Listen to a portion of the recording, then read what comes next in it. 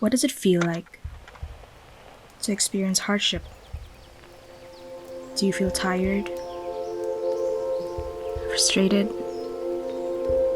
maybe even all of the above? What then do we do when things get hard?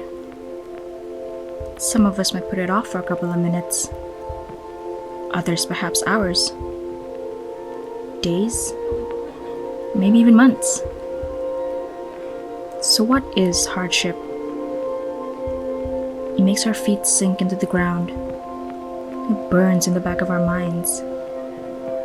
Just one moment with hardships can leave anyone rooted to the ground, silently crying for help. But it is inevitable. Most of us do not realize how much poverty burdens many communities out there, and how privileged we are that we can still live out our lives without having to worry about anything. On the 28th of July, our journey to Paitan, a small town in Baluran, began. We were warmly welcomed by Sister Dorothy Laudy, with Johnson and Willie by her side. It was dark, with only candles to light up the chapel, but there was a presence of love and happiness hovering in the air. We were placed in a students' hostel just nearby the chapel. We immersed ourselves in the way villagers go about their day, dependent on solar energy. We went to paint kindergartens at two different locations, Kampung Lakang and Kampung Dalamas. We also got the chance to interact with a few of the villagers. Hearing them share about their struggles, having to live with limited resources for the past few decades, had us all feeling empathetic.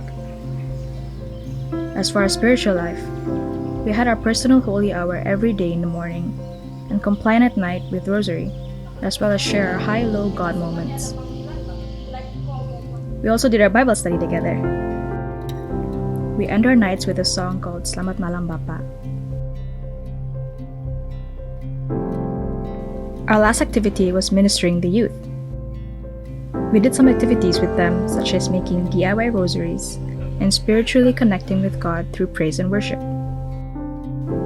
A Q&A session was also done with the youth about future studies, and we can see how they were intrigued to know more about future education. It was a great experience, every heart believing that God is truly with us.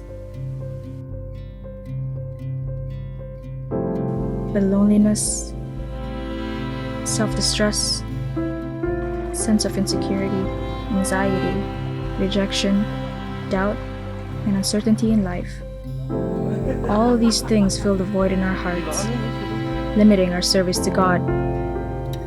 We may have everything, but our soul longs for God.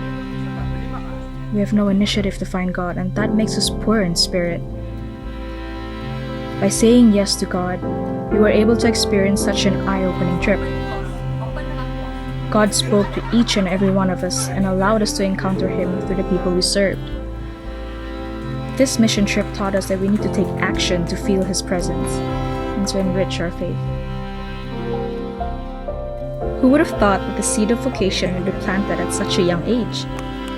Sister Dorothy Laudy, at the age of 9, made a big promise to God as she said, "I will feed the hungry children." Now, she has opened more than 10 kindergartens in the interiors of Sabah.